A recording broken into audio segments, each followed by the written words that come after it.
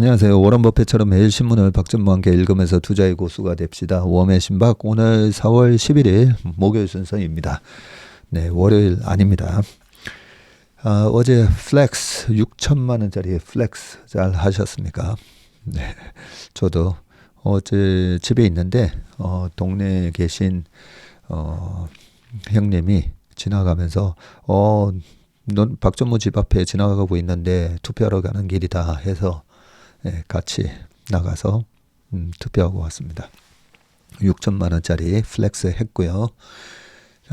그리고 오늘 이 선거의 결과에 대해서 그러면 주식시장은 어떻게 영향을 받는가 이 부분이 좀 궁금하실 것 같아서 네, 선거 전에는 선거 관련해서는 전혀 다루지는 않았습니다.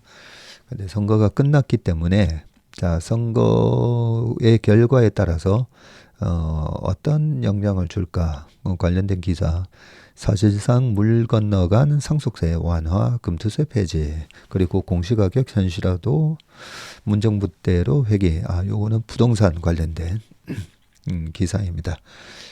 실제로 이 기사대로 되는 건지 아니면 기사에 나오는 것과 다르게도 또 흘러갈 가능성이 있는지 그 부분을 한번 체크해 보도록 하겠습니다.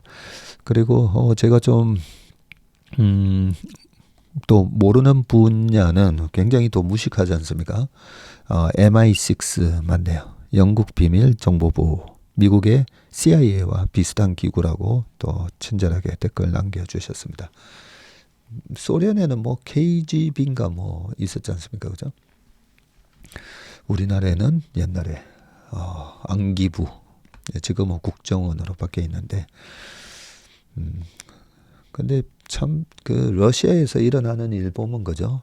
그리고 바로 옆에 중국도 그렇고 참 보면 사우디도 그러지 않았습니까? 사우디에서도 카스쿠치였나요? 뭐 참 이 반정부에 관한 얘기를 했을 때 그렇게 사람이 죽고 그런 거에 비하면 우리나라가 치안도 되게 좋잖아요. 뭐 여의도 공원에 새벽 1시에 이 여의도 공원에 지나간다고 해서 거기에 위협을 그렇게 느끼지는 않을 겁니다. 그런 걸로 미국이나 유럽이나 해외 관광객들이 우리나라에 놀러 와보면 여행 와보면 많이 깜짝 놀랍니다. 그래서 정치적인 것도 옛날에 조선시대 때부터 뭐 서인, 남인, 노론, 소론 뭐 많았잖아요. 그러면서 좀 그런 걸 안 좋게 보는 분들은 뭐 옛날부터 우리는 맨날 정쟁이나 하고 뭐 그렇게 했다라고 하는데 그런 목소리들이 늘 있으면서 네, 어떻게 보면 그래서 뭐 나라가 예전에 필리핀이 1970년대만 하더라도 필리핀이 더 잘 살았잖아요. 네, 그런 걸로 봤을 때 계속 우리는 그런 여러 가지 정쟁이 있었지만 이 나라가 지금까지 이렇게 참 글로벌하게 기적과도 같은 경제 성장을 이루었고 경제 성장뿐만 아닙니다. 제가 예전에 싱가포르 얘기했지만 싱가포르 보세요. 지금 거의 뭐 70년째 그 가족 독재나 마찬가지거든요. 시도 못합니다. 거기서는. 그런 측면으로 보면 전 세계에서 저는 가장 민주적인 나라이고 전 세계에서 경제대국이면서도 가장 민주적인 나라가 우리나라가 됐고 그 부분에 있어서는 그런 뭐 정치나 선거의 결과 그게 옛날에 뭐 군부 독재와 같은 지금 독재 시대로 거꾸로 가는 흐름은 아니잖아요. 지금은 얼마든지 우리가 대통령을 욕할 수도 있고 그런 분들에 대해서 비판의 목소리가 뭐 자유롭게 나올 수 있는 그런 수준의 나라가 됐기 때문에 선거 결과에 너무 이렇게 내가 지지하는 정당의 결과가 안 나왔다고 해서 너무 네, 암울하게 주식시장을 암울하게 보실 필요는 없을 것 같습니다. 자, 요 정도 하고요. 저는 그 어제 성강하고 나서 하루 종일 어제 오후에 회사 오지 않고 꿀맛 같은 휴식을 취했었습니다. 오후에는 주식 안 보고요. 그저께 미국 시장이 어떻게 됐는지 보지도 않고, 물론 이제 지수가 어느 정도였는지 뭐 급락 뭐 이런 뉴스가 안 나오길래 크게 변동이 없었구나라는 생각을 했고요. 반면에 그 레전드 수학자들이 그동안에 만들어 왔던 거, 뉴턴 시대에 1700년대에 라이프니치하고 그 뉴턴이 그때 미적분 가지고도 네가 먼저 개발했냐 내가 먼저 개발했냐 뭐 그런 논쟁도 있었고, 그 전으로 또 거슬러 올라가면 나는 생각한다 고로 존재한다로 유명한 이 데카르트가 이 좌표라는 걸 처음 만든, 좌표의 개념을 처음 만든 사람으로 우리가 간주를 하는데, 그 좌표 때문에 그동안에 뭐 지수가 S&P 500이 5200이었다. 예전에 3500이었다. 언제는 4300이었다. 요 숫자만 가지고는 이 지수의 흐름을 알 수가 없잖아요. 근데 이 좌표라는 걸 통해서 X축에다가 시간을 두고 Y축에다가는 그 지수를 두며 시간대별로 지나가면서 이 지수가 어떻게 변해왔는지에 대한 그런 좌표를 개발하고, 그런 수학과 나중에는 이제 또 물리 관련된 것까지 막 보다가 거의 오후 내내 수학하고 물리 관련된 걸 보면서 되게 재밌었습니다. 그런 부분이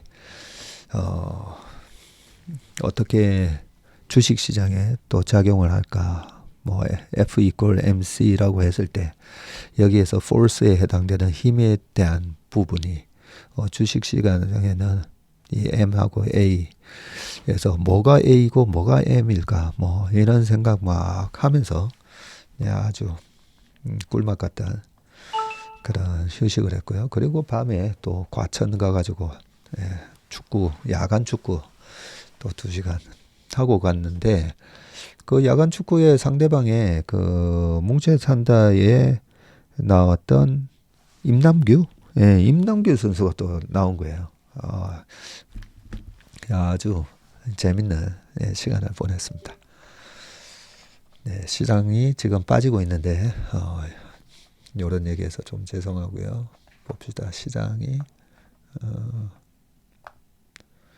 이번 달부터 다음 달까지는 이 변동성 장세라고 말씀드렸지 않습니까? 그죠?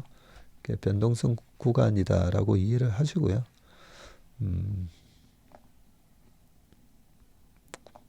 코스피 많이 올라왔네요. 아까 마이너스 1.2, 마이너스 1.4%까지 빠지는 거 봤었는데, 변동성에 대해서 우리가 좀 이해를 하고 있으면, 우리나라 그 기관 투자자들도 보면 실제로 주식 시장에 있어서 그 내가 투자하는 기업의 성장 성과, 경쟁 구도 이런 것도 공부를 해야 되지만, 우리나라는 특히나 이 변동성이 좀 심하지 않습니까? 뭐 우리나라만 꼭 그런 건 아니에요, 사실. 엔비디아도 70% 빠지고 메타도 80% 빠졌다가 올라왔으니까. 그래서 주식 시장의 변동성에 대한 얘기를 워런 버핏이 네가 산 주식이 50% 빠질 수 있다라는 거 이해하지 못하면 주식 투자하지 말라고 말씀하신 것만 보더라도 주식은 변동성이 큰 자산이다 라는 부분을 늘 말씀을 하고 계시고요. 이 변동성에 그러면 영향을 주는 게 뭐냐, 그 부분에 대해서도 우리가 좀 공부를 많이 해야 됩니다. 그래야 남들은 기업 분석만 하고 있을 때 이 변동성에 대한 부분도 이해를 하고 있으면, 남들은 그냥 태권도 발차기만 가지고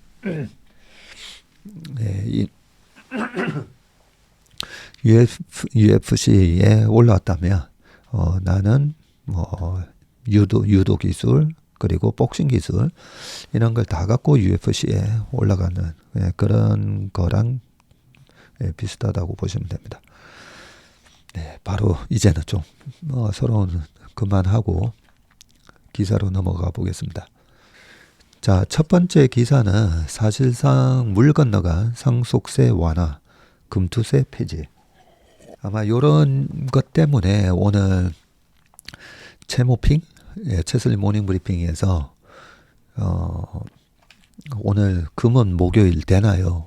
어떤 분이 이제 말씀도 해주셨는데, 자, 읽어보겠습니다. 40 총선, 밸류업 정책 동력 상실, 기업 임투 공제 연장도 무산 관측이다.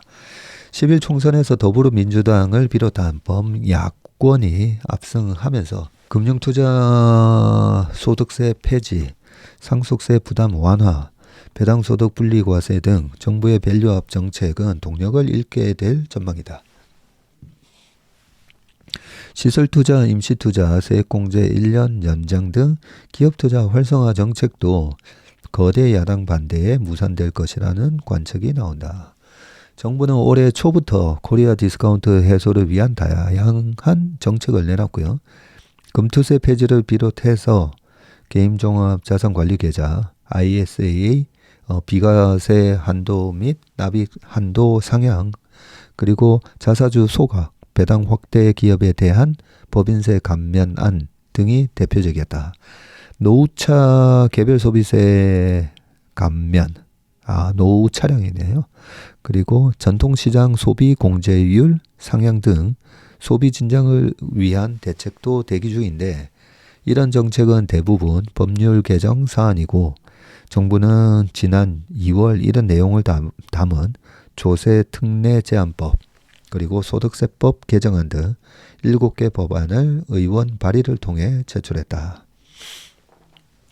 감세를 중심으로 한 이 같은 당정의 대책을 민주당은 부자 감세라며 반대해왔고, 금투세를 두고는 당초 계획대로 내년 1월부터 시행해야 한다고 주장하고 있다.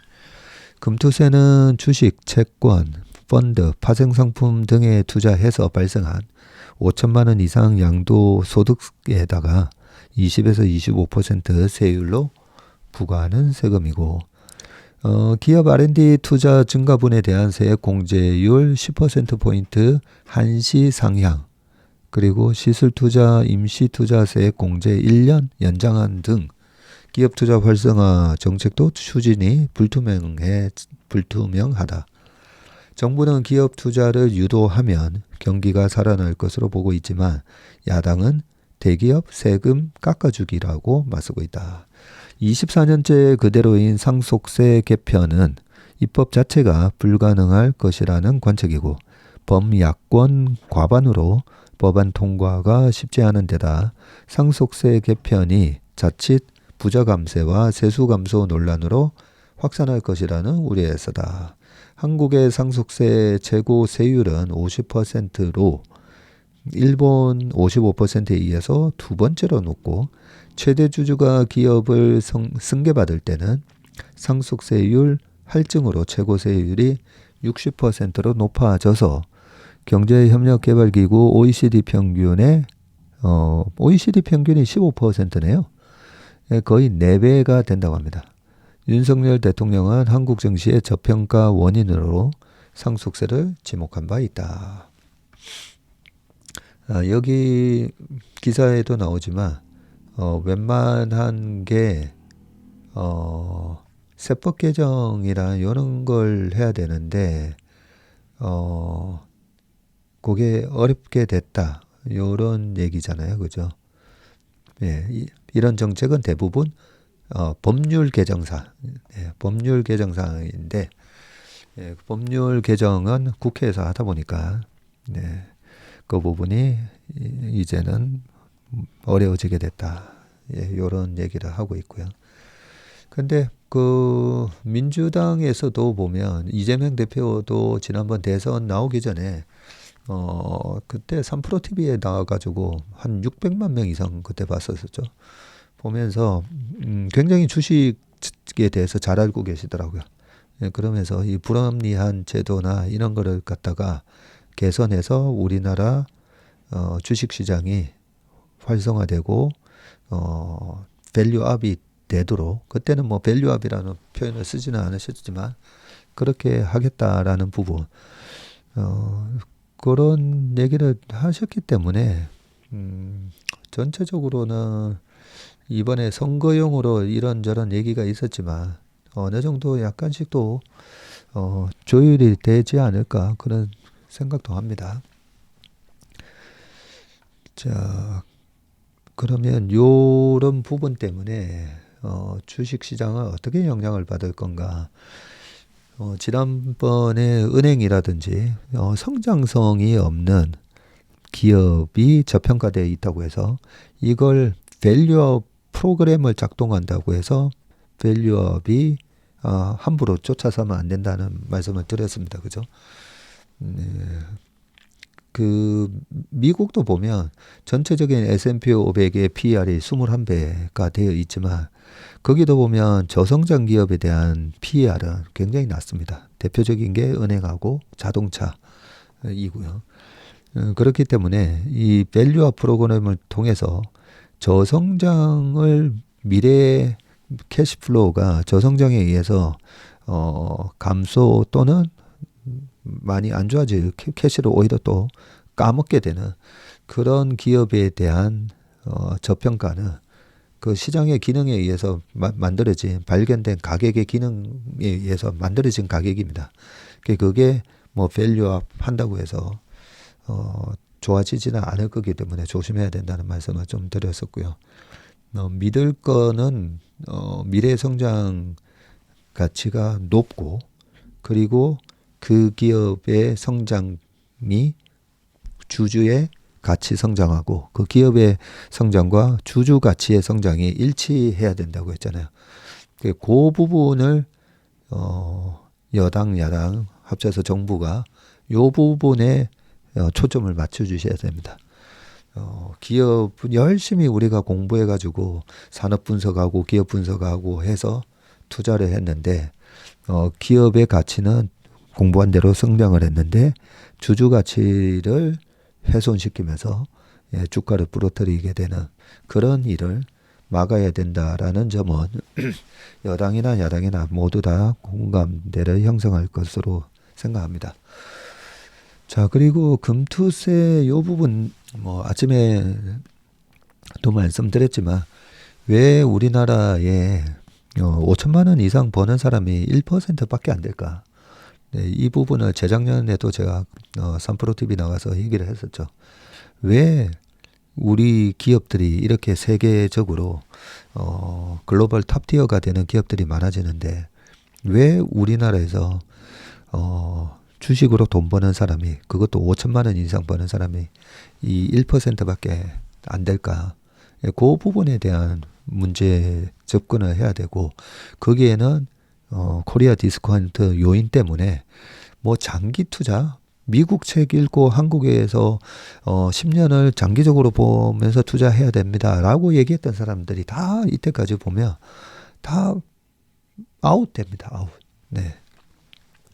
한국의 그 산업 특성상 시클리컬이 많다는 점.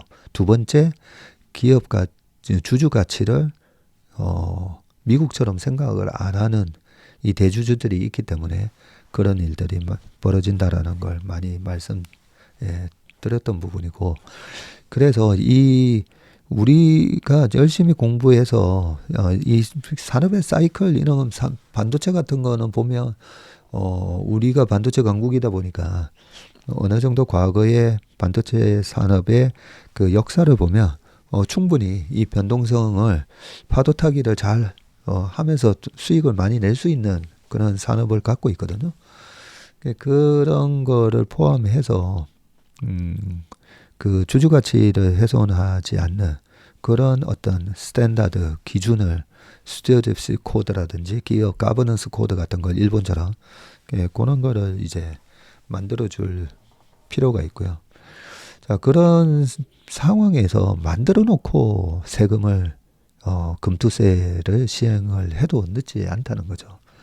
예, 그렇게 해야 되고, 그러지 않으면 솔직히 저한테도 찾아오는 우리 신규 고객분들이나 저희 지금 고객분들도 미국 주식 해야 되는 거 아닙니까? 라고 했을 때 여러 가지를 종합적으로 봤을 때 그 기업이 가지는 경쟁력, 정부, 미국 정부의 또 자기 나라 기업 지키기, 그리고 위기가 왔을 때 패드가 작동하는 거, 패드 푸시 작동한다잖아요.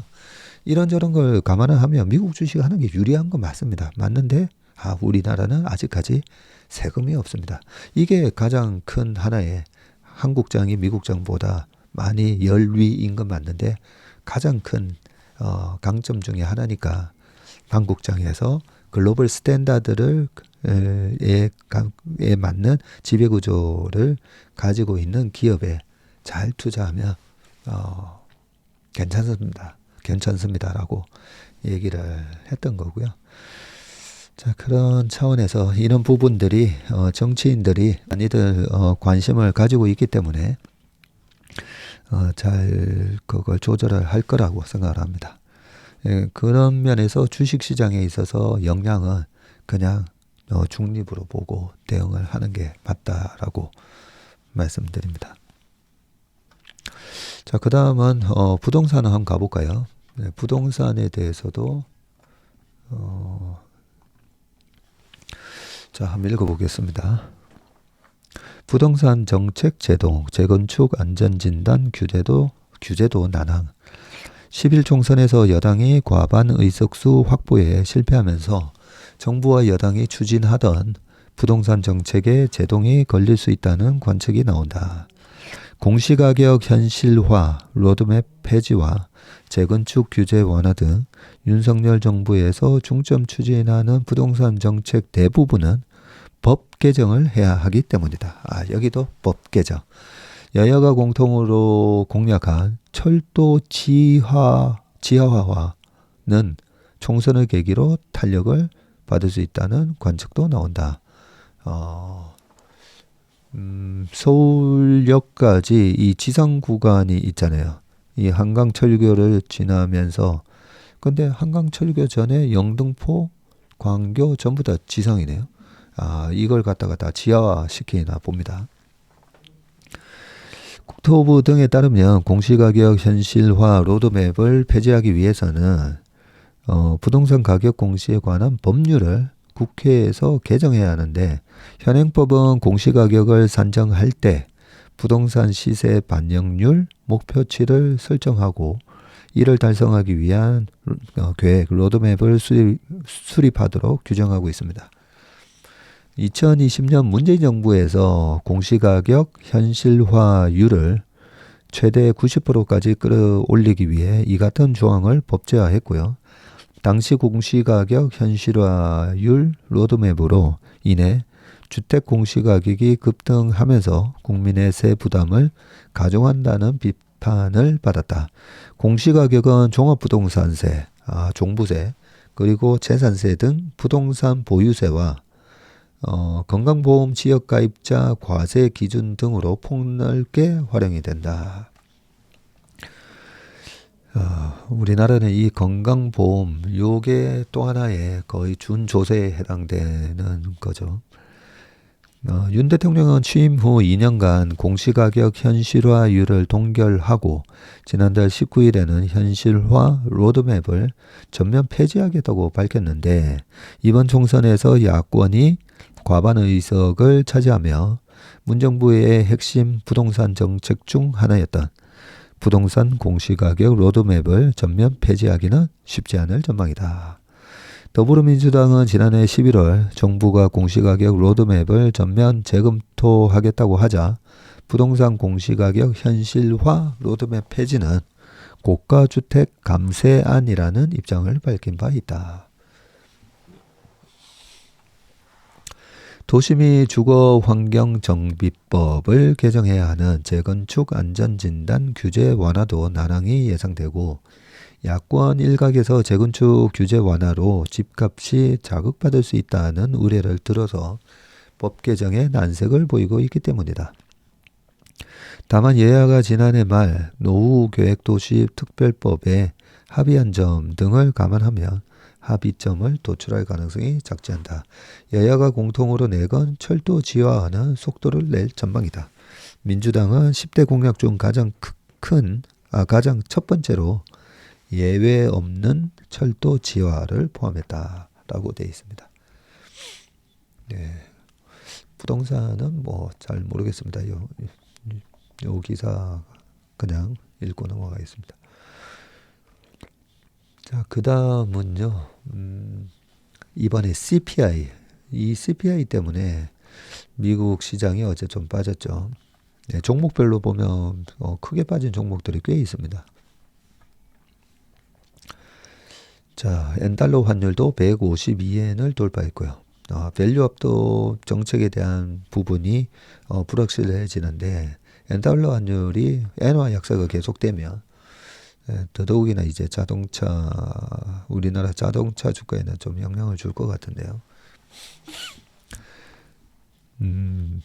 미국의 3월 CPI 상승률이 시장 추정치를 웃돌며 여전히 3%에 머물렀고요. 물가 상승률이 잡힐 것이라는 예상과 다른 지표가 3개월 연속 나왔습니다. 3월 CPI가 전년 동기 대비해서 3.5% 상승을 했고요. 지난해 9월 달에 3.7 이후 6개월 만에 다시 가장 높은 수치로 올라왔습니다. 네. 3.1까지 떨어졌었는데, 그죠? 3.1까지 떨어졌다가 1월 달에, 그러고 나서 지난달에 3.4였나요? 그리고 지금 또 3.5로 오히려 더 올라왔습니다. 시장의 추정치는 3.4%, 2월이 3.2였네요. 2월이 3.2고, 이번에 3.4 정도까지 올라올 수 있다라고 했는데, 3.5가 나와버린 겁니다. 자, 가격 변동성이 큰 에너지와 식료품을 제외한 3월 근원 CPI, 코 CPI라고 하죠. 이 근원 CPI는 전년 동기 대비해서 3.8%나 상승을 했고요. 역시 시장 추정치인 3.7%보다 높게 나왔습니다. 에너지 서비스를 제외한 서비스 비용은 전년 3월보다 5.7%나 뛰었고요. 여기서 주거비가 5.7%, 운송비가 10.7%나 올랐습니다. 식료품과 에너지 비용은 각각 전년 동기 대비해서 2.2, 2.1% 올랐고요.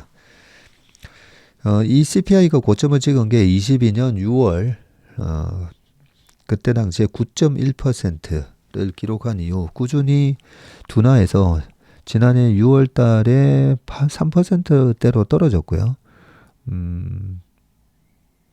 그리고 10월부터는 3%대 초반을 유지하고 있지만 좀처럼 3% 밑으로 떨어지지 않고 있습니다. 이 부분은 저도 틀렸어요. 작년 하반기 한 10월쯤 되면 3%가 깨질 걸로 많이들 예상을 하셨고, 이 3%가 깨지면서 주가가 랠리가 또 있을 것으로 그렇게 봤었는데, 11월부터 올해 3월까지 주가 랠리는 왔는데 그 CPI는 안 떨어졌어요. 안 떨어지고 오히려 지금 3.5까지 갔고, 10년물 국채금리도 다시 4.5가 됐습니다. 2년물은 4.97인가 뭐 됐죠. 그렇게 되다 보니까 환율도 그렇게 뭐 경기가 둔화되고 CPI도 3이 깨지고 이러면 당연히 10년물 국채금리도 떨어지고 하면서 환율도 떨어져야 되는데, 그러지 않다 보니까 환율도 지금 1363원입니다. 이래서 매크로에 대한 전망은 참으로 어렵고, 피터 린치가 얘기했듯이 내가 14분을 경제전망 자료를 봤으면 12분을 내가 소비한 거다. 웨이스트 오브 타임이다. 시간 낭비한 거다. 뭐 이렇게 얘기를 했는데, 참 보면 매크로가 안 맞고요. 그러니까 매크로를 바탕으로 주식시장 전망하는 게 굉장히 위험한 거라고 여러 번 말씀을 드렸지만 참 맞추기 힘듭니다. 자, 월스트리트 저널이 1월과 2월에 깜짝 인플레이션 수치, 겨울 난방비하고 연초 소비 등 계절적 요인이 반영된 것으로 일부 평가절하할 수 있었지만 이 같은 흐름의 지표가 3개월 연속으로 나왔다면 얘기가 완전히 달라진다면서 페드가 금리 인하를 7월 이후로 연기할 가능성이 더욱 커졌다고 합니다. 실제로 오늘 아침 우리 모닝 브리프 보다 보니까 페드워치에서 금리 인하할 가능성이 8월로 미뤄졌더라고요. 네, 8월 정도가 될 것이라고 예상치가 나왔습니다. 자, 제롬 파월 페드 의장은 지난주에 한 연설에서 최근 인플레이션 지표가 경제에 대한 나의 견해를 실질적으로 바꾸지는 않았다면서 여전히 올해 금리 인하 가능성이 높다는 신호를 보내면서도 인플레이션이 2%로 지속 가능하게 회복되고 있다는 확신이 더 있어야 금리 인하를 단행할 수 있다고 말을 했다.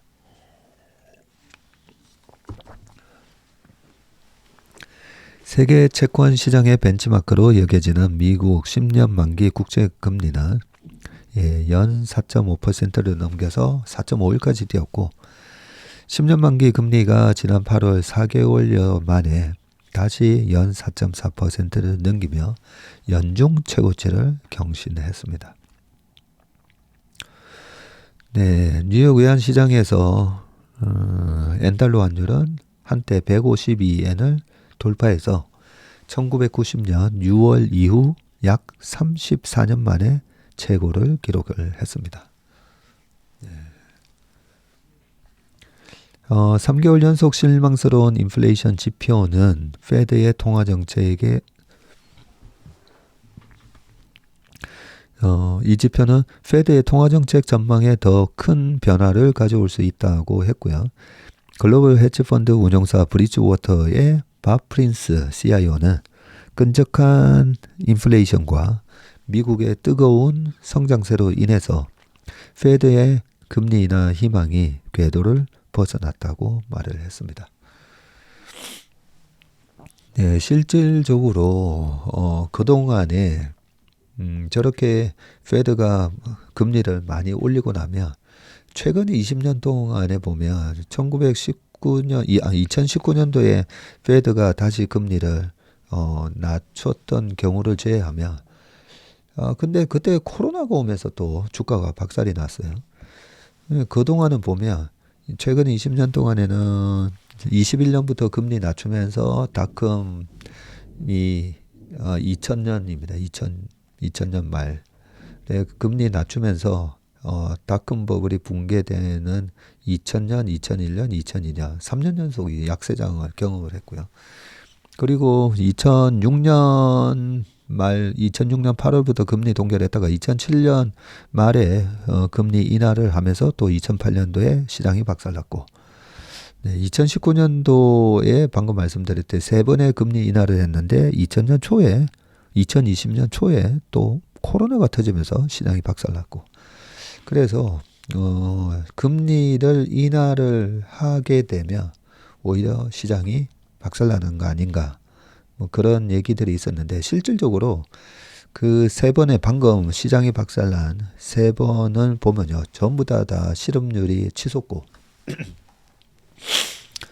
세 번 다 리세션이 왔었습니다.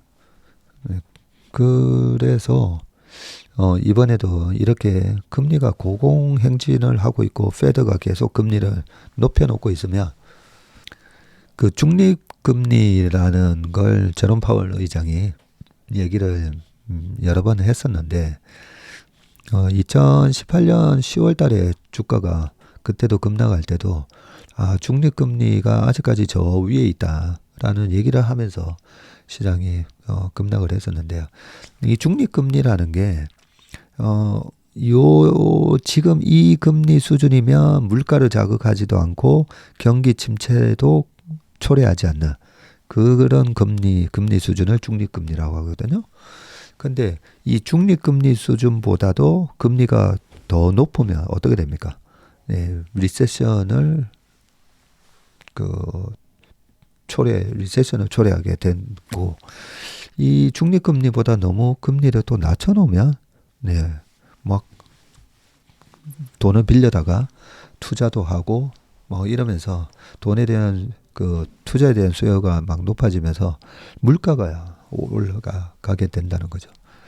예, 그런 측면에서 보면 지금 중립금리 이상 금리를 유지하고 있으면 그러면 실질적으로 이론적으로 보면 리세션을 초래할 수가 있습니다. 리세션은. 그 리세션이 왔을 때 어느 정도 하드 랜딩이냐 소프트 랜딩이냐 그 부분인데 다행히 그동안에 주가가 잘 버티고 있죠. 지금 보면. 왜냐하면 리세션이 안 오고 경기가 상당히 잘 좋다 보니까 그런 상황이 지금 유지가 되고 있고요. 지난번에 리세션이 작년부터 계속 온다 하는 분들한테 저의 또 반박 논리 중에 하나는 그 하드랜딩이 온다라고 많이들 주장을 했었잖아요. 근데 하드랜딩이 오려면 2000년 초에 있었던 그 닷컴 버블 그 전에 말 그대로 버블이 있었잖아요. 거품이 있었기 때문에 하드랜딩이 왔던 겁니다.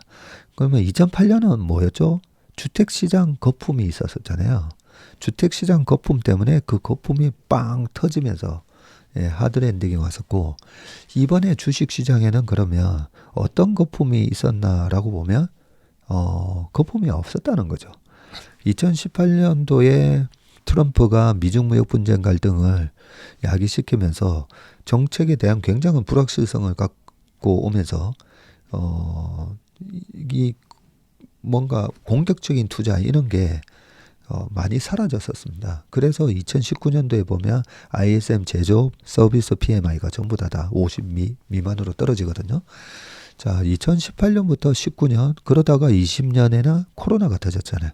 코로나가 터지면서 뭐 또 공격적인 투자 그런 거 못했어요. 그래서 20년 말에서 21년도에 유동성 랠리로 주가가 올라가고 그때 잠깐 굿즈에 대한 가소비는 있었죠.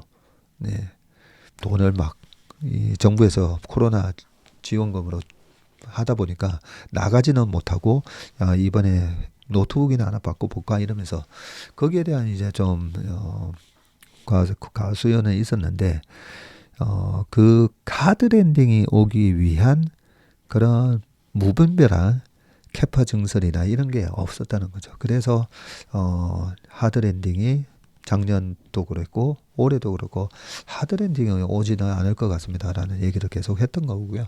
거기에다가 금리마저 좀 빠지게 되면 시장이 굉장히 허를 찌르는 상승이 될 겁니다. 뭐 이런 얘기를 했던 거였습니다. 여전히 마찬가지입니다. 그동안에 최근 5년 동안에 물론 좀 걱정되는 섹터가 있죠. 뭐 아마 아시는 분들은 아시겠지만 너무 그 시장의 성장성에 대해서 너무 과신하는 거 아닌가? 이런 섹터가 있었습니다. 그죠? 작년에 주식시장에 불을 뿜었던 그 섹터를 보면 그 부분은 늘 좀 걱정이 된다라는 말씀드렸고 2009년, 10년, 11월, 11년까지 그때 주가가 올라올 때도 제가 사실 똑같은 얘기 했었어요. 똑같은 얘기하면서 주택시장 버블은 있었는데 이쪽 주식시장에 대한 버블은 저쪽 중국의 베이징 올림픽을 앞두고 지나친 인프라 투자 거품이 있었고 또 그때 당시에 그 지나친 인프라 투자 때문에 전 세계의 원자재를 끌어다니면서 유가가 급등을 하니까 이 대체 에너지 태양광 풍력 그쪽에 대한 또 과잉 설비 투자가 있었거든요. 그런 부분이 좀 걱정된다라고 얘기를 했었었는데 나중에 보면 2012년, 13년, 14년 내려가면서 굉장히 혹독한 그런 손실을 나타내면서 망하는 기업들이 많아졌죠. 좀 그런 차원으로 항상 고금리는 절대 주식시장에 긍정적인 사안은 아닙니다. 이렇게 고금리로 거품이 터지는 섹터나 분야는 어딜까? 항상 그걸 생각해야 되고요. 그런 차원에서 그 동안에 고금리에서 많이 날아간 것 중에 하나가 이번에 비트코인이 오르기 전에 가상화폐 시장에서도 엉터리 가상화폐들이 많이 날아가죠. 네. 가상화폐 거래소도 몇 개 날아가고, 네. 그래서 이번에 엉터리 가상화폐 쪽에 구조조정을 혹독하게 가져왔었던 게 이번 페드의 고금리에서 먼저 무너진 한 섹터 중에 하나라고 생각합니다. 그렇게 무너지고 나니까 이번에 비트코인이 올라올 때 정고점 또 훌러덩 넘기면서 가볍게 올라오잖아요. 네. 그게 이 경기 순환 사이클이 갖고 있는 하나의 기능이고, 그게 순리입니다. 순리. 자, 고단 기사 넘어가 보겠습니다. 자, 피치도 중국 신용 전망을 낮췄다라고 되어 있습니다.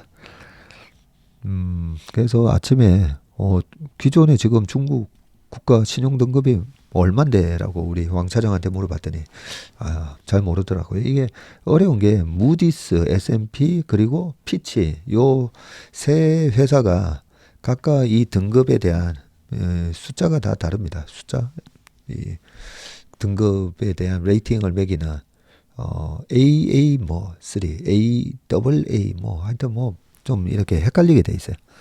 그러다 보니까 기억하기가 쉽지 않습니다.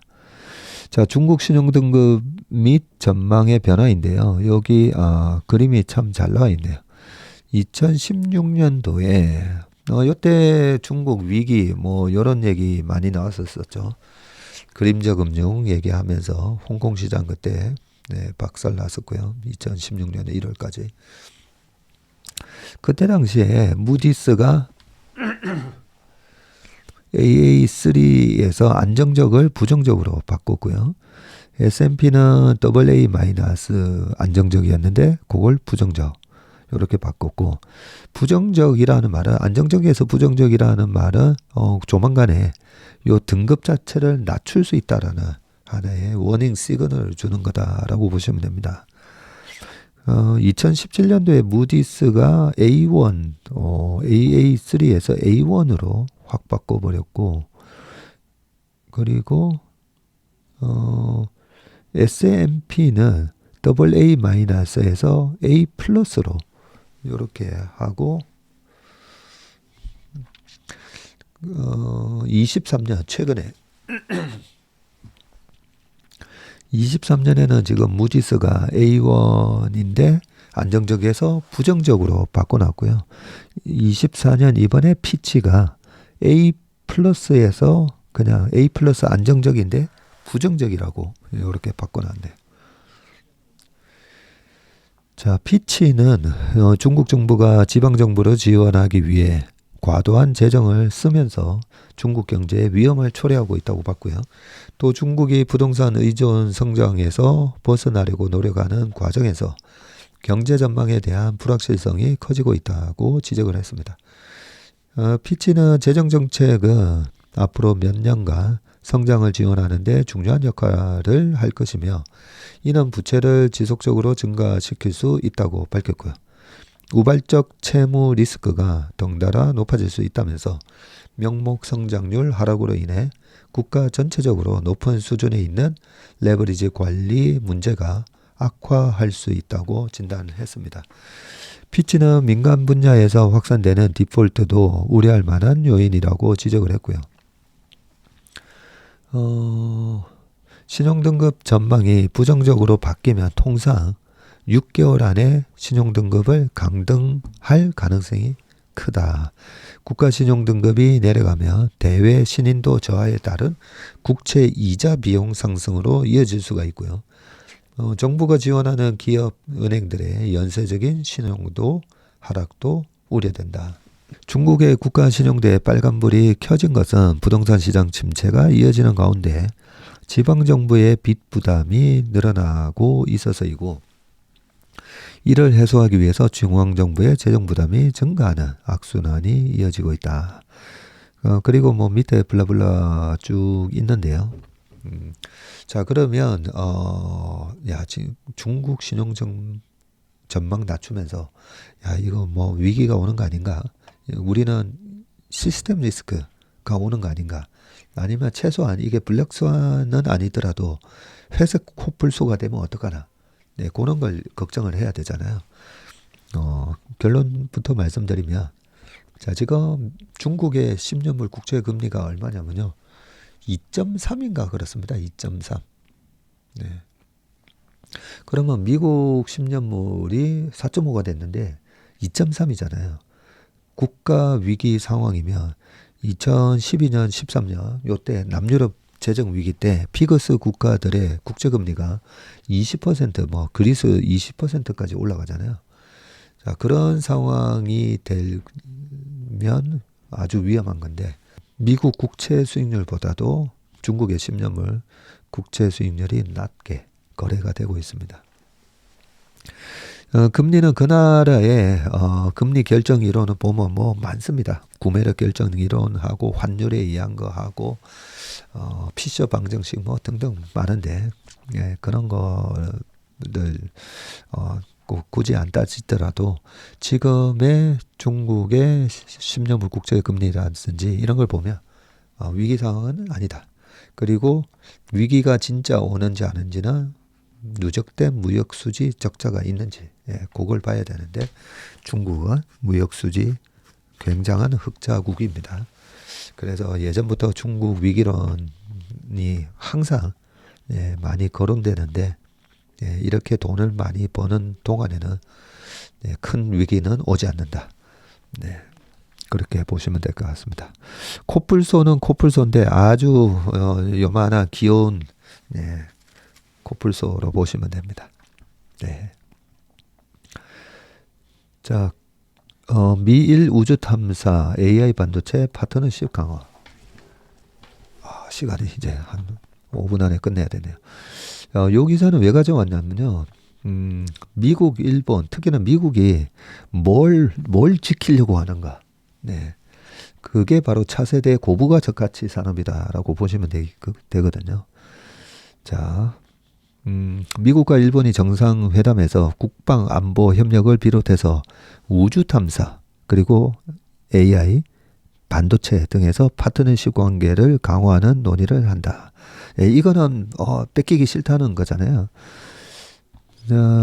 미국 국빈 방문길에 오른 기시다 후미오 일본 총리는 워싱턴 DC 인근 앤드루스 공군기지에 도착해서 알링턴 국립모집 방문을 일정으로 시작을 했고요. 뭐 밑에 블라블라 있고 무슨 선물 줬다 돼 있고 자 여기서 구체적인 국방 안보 협력 강화 합의안을 발표하는데 미국은 방위 장비 공동 개발 및 생산, 미군과 자위대 간 지휘 통제 연계 등으로 일본의 방위력 강화에 힘을 실어준다는 방침이다라고 되어 있고요.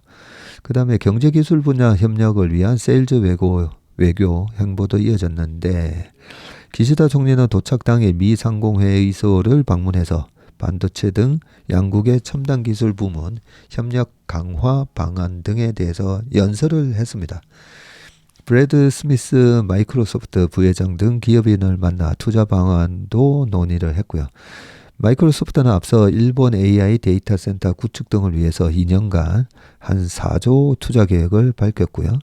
기시다 총리는 미국에 투자한 일본 기업을 찾아 바이든 대통령의 성과를 부각시킬 예정이라고 돼 있고요.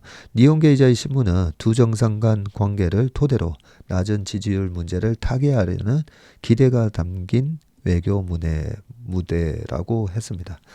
미일 양국은 극초음속 활공체 탐지 추적을 위한 위성망 구축도 추진할 계획이고 위성망 구축, 우주 탐사, AI, 양자 컴퓨팅, 반도체, 청정에너지 등과 관련한 핵심 기술 영역의 선도기관 간의 파트너십 체결 등 구체적인 내용은 정상회담 이후 발표할 예정이네요.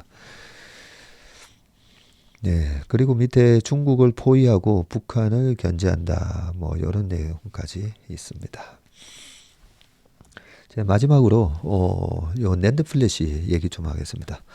낸드 플래시 봄이 왔다. 이번에 삼성전자의 깜짝 실적 서프라이즈의 이유기도 한데, 자, 삼성전자가 이달 업계 최고 적층 저장 공간이 셀을 쌓아 올린 것인데, 최고 적층 단수인 290단을 적용한 9세대 V 낸드 플래시, vertical 수직 낸드 플래시 양산을 시작하네요. 내년에는 430단 제품 출시를 추진할 계획이고요. 적정 단수를 높인 고용량 제품으로 AI 그리고 클라우드 서버 기업 등의 납품을 늘리기 위해서이고, 2, 3위권이 SK 하이닉스와 일본의 키오시아는 내년 초에 300단대 제품 양산을 준비하고 있네요. 최고층 낸드 플래시 출시를 통한 점유율 확보 경쟁이 치열해질 것이라는 전망이 나오고 있습니다. 자, 여기 표가 잘 나와 있는데 낸드 플래시 점유율, 삼성전자가 23년 4분기 기준입니다. 삼성전자가 이 낸드 플래시 36.6% 시장 점유율 차지하고 있고요. 2등은 하이닉스가 21.6입니다. 요 두 개 합치면 58%나 되네요. 우리나라 삼성전자, 하이닉스 합쳐서 낸드 시장의 60%를 차지한다. 이렇게 기억하면 될 것 같습니다. 자, 그러면 3등은 누군데? 웨스턴 디지털이 14.5, 그 바로 밑에 키옥시아가 12.6, 마이크론도 있는데 마이크론이 9.9밖에 안 되네요. 낸드가. 그리고 기타 4.8, 여기는 아마 중국 업체도 있을 겁니다. V9은 현재 삼성전자의 주력 제품인 236단 8세대 V낸드의 뒤를 잇는 최첨단 제품이고요. 낸드 플래시 기업은 저장 공간이 셀을 여러 층 쌓아서 저장 용량을 키우는 적층 경쟁을 벌이고 있고, 아파트를 높게 쌓아 올릴수록 더 많은 사람이 거주할 수 있는 것과 비슷한 이치고요. V9의 적층 단수는 업계 최고인 290단 수준으로 전망이 된다고 합니다. 삼성전자가 V9에서 주목할 점은 더블 스택 기술을 활용한다는 것인데, 더블의 의미는 쌓아 올린 저장 공간인 셀을 전기적으로 연결하는 채널 홀을 2번 뚫는다는 것이고요. 채널 홀을 뚫는 횟수가 적을수록 기업의 생산성이 높아지는데, 구멍을 2번에 걸쳐 뚫는 비용이 같은 작업을 3번, 4번 반복하는 것보다는 적기 때문입니다. 반도체 업계에서는 적층 공법에 대한 기술적 한계 때문에 300단 안팎의 제품을 만들 때 기업들이 트리플 스택을 쓸 것이라는 관측이 나왔는데, 전자는 적층 기술력을 극대화해서 290에서 300단 낸드에서 더블 스택을 활용하는 데 성공을 했다고 합니다. 자, 전자는 올해 V9 출시 이후에 내년에는 400단대 제품 출시를 통해 기술 주도권을 지킬 계획이고요. 내년은 하반기에 430단 낸드 플래시인 10세대 V낸드 양산을 또 시작을 하고, V10부터는 트리플 스택을 활용할 수밖에 없는 만큼 300단대 중후반 제품을 건너뛰고 바로 400단대로 직행하는 전략을 세웁니다. 자, 삼성전자의 초격차 전략은 AI 확산으로 서버용 저장 장치에 쓰이는 낸드 플래시 수요를 잡기 위해서이고, AI의 무게 중심이 추론으로 지금 빠르게 이동하고 있는데, 이 추론용 AI는 이미지, 영상 등의 데이터를 처리해야 하기 때문에 대용량 저장 장치 적용이 필수적입니다. 삼성전자가 예상을 깨고 올 1분기 낸드 플래시 사업에서 흑자로 돌아선 것도 이 추론용 AI 시장 확대에 따른 낸드 수요 증가와 무관하지 않습니다. 이 부분이 핵심이죠. 삼성전자의 경쟁사들도 내년 초 트리플 스택을 활용한 300단대 제품을 준비하고 있고, 하이닉스는 내년 초에 트리플 스택 기술을 활용한 321단 제품 출시를 준비 중인데, 지난해 232단 낸드 생산을 시작한 중국 YMTC도 올 하반기에는 300단대 제품 양산을 시도하고 있다고 합니다. D램이 3개사인데 반해서 이 낸드는 중국 기업 YMTC까지 뛰어든 시장이기 때문에 작년에 보면 그저께 아침 회의하다가 아니네, 박성구의 스페셜 리포트에서 본 거 아니에요. 낸드가 영업이익률이 마이너스 100%였더라고요. 작년 1, 2분기에.